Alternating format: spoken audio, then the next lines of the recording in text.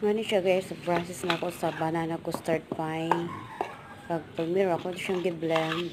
Ang katong imong gi-blend, ako din gitangan og 1 cup flour, baking powder, egg, sugar, wala na ako nagbutang og sugar guys. Gatas na lang akong gibutang no. Nabutang ko diri og kuan, condensed milk. Akong mix kay kuan naman guys kanang tamis naman ang saging. So nag-add na lang ko og kuan, gatas na lang akong gibutang instead sugar. Condensed milk na lang akong gibutang. So ako ra siyang gi-mix og maayo guys. Kana siya banana custard pie na siya.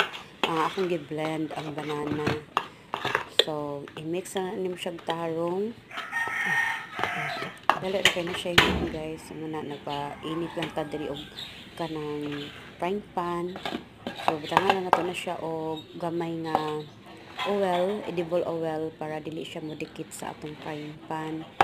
Mura na siya nako, ang resulta na guys, mura gi-oven.